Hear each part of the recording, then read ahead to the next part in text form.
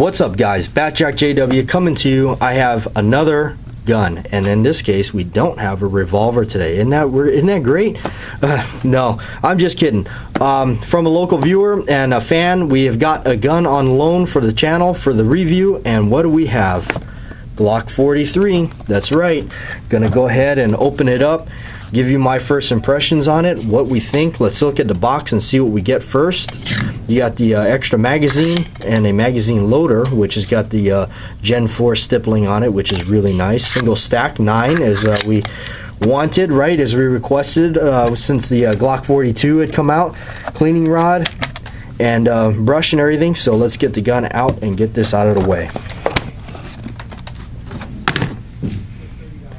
because it's all about this gun right here. And a little bit of the size comparison. Let's go ahead and check and make sure we are unloaded. Magazine out, nothing in the chamber.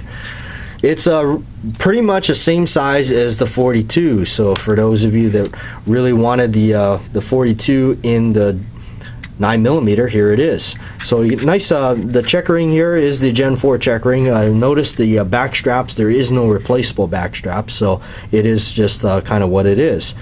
And it's just got the lighter checkering on it, it seems like, than versus some of the other ones. Here is my 23 with a little bit more aggressive checkering, but this one is a little bit different, a little bit more scaled down. So, because some of the differences on it, some of you may know, some of you may not. So if you're looking to buy this gun, so maybe some of the things you might notice right off the bat is notice there's only one pin there, right?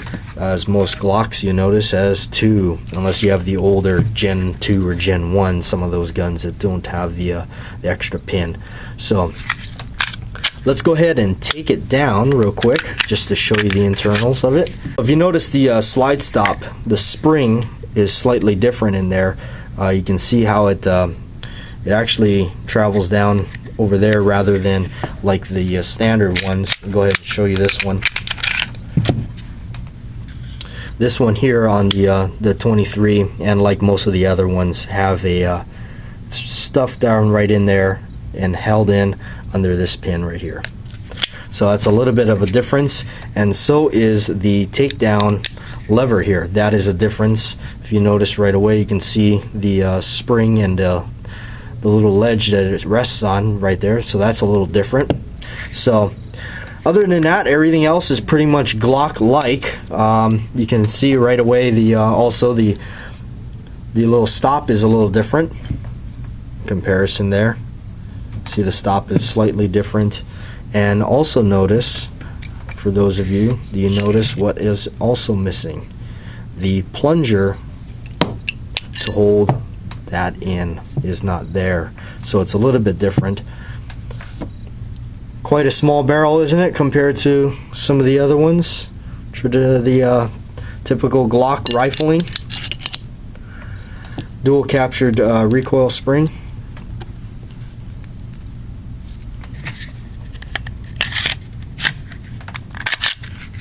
So let's go ahead and do a size comparison. Here is the it compared to the Glock 23 here, so you can see hopefully the comparison there in the size. Makes the 23 look quite large, doesn't it? Actually, if you really want to compare things, let's get the biggest, baddest Glock of them all, the Glock 20. And lay that next to it. Now that definitely makes this thing look small. Hopefully you can tell by the size comparisons. We'll do some other comparisons here to show you the size on this baby right here.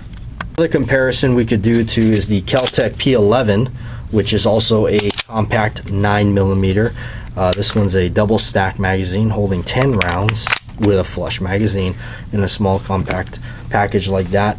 As you can see, they're just about the same size, but where the Glock is going to shine is obviously the thickness. You can see the Glock 43 is a little bit thinner, and of course has better sights. Coming back to the thinness, the other one would be a Taurus. This would be the Taurus Slim, the 9mm here, the PT709. And this one definitely is about as thin as the Glock, but if you can see, it's slightly bulkier in other ways, but yet a pretty close comparison to the Glock 43. Next comparison would be the smallest of the bunch and most popular is the Ruger LCP. Even though it is a 380, but you can see just about how small it is compared to the Glock 43. The other feature that the Glock 43 has is this one being the flush magazine. The extra magazine that comes with does have an extension on it, so it does fit my hand. But depending on how large your hands may be, it may be a little bit different. But overall, the Glock 43, in my opinion, would be this gun would make a very good everyday carry because of its lightweight and size. With that extra magazine extension there, it does feel a little bit more comfortable, but for concealability, you might want to just go with flush magazine. I think not having your pinky on there would be the last thing you're thinking about in a case where you would have to use this gun in a defensive situation. Anyway, that's my overview of the Glock 43. I really like it. I might have to pick one up.